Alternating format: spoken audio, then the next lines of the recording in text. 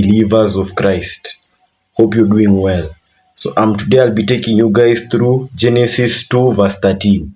And it says, "And the name of the second river is Gihon.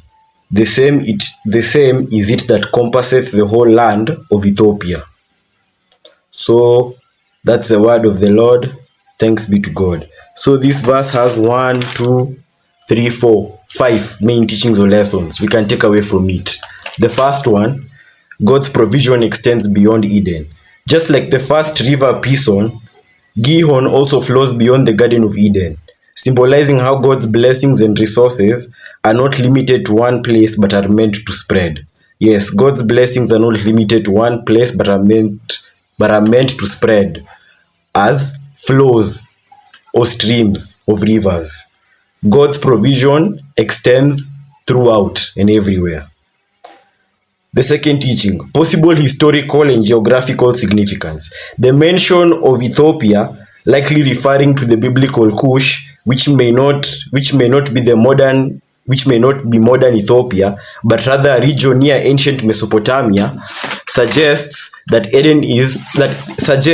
Eden's influence extended far beyond its immediate location. This shows that God's creation was vast and interconnected. Yes, Cush, Egypt. No, Cush, Ethiopia. Cush was formerly known. Ethiopia was formerly known as Cush, but people believe it to be Mesopotamia, not the present-day Ethiopia that we know of. Watch as a symbol of life and blessing. Throughout the Bible, rivers symbolize life, yes, cleansing and God's provision, as seen in Psalms 46 verse 4 and Revelation 22 verse 1. The Gihon River reinforces the idea that God is the ultimate source in life. Yes, God is the ultimate source of life or in our lives. God is the source of our lives. We should put God as the source of our lives. The fourth teaching, the name Gihon and its meaning.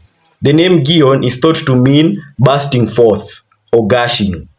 Gihon meaning bursting forth or gushing, symbolizing abundance and overflowing blessings of God. God was blessing the Garden of Eden with Gihon. This teaches that God's provision is not stagnant but dynamic and ever-flowing. Yes, God's provision is not stagnant. It's not stationary. It's dynamic and ever-flowing. Possible connection to Jerusalem's Gihon spring.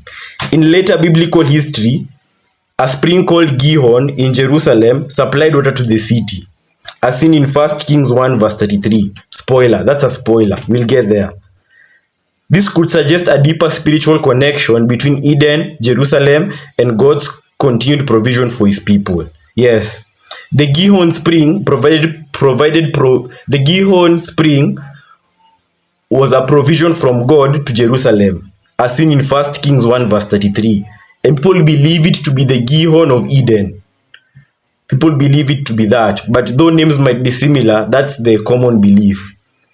But this verse just teaches us about God's provision for his people. God is the provider. We should put him first. He provides for us all our needs if we ask him. And his provision extends everywhere. It's overflowing and dynamic and ever-flowing. So, in short, God's provision is dynamic, ever-flowing, and overflowing.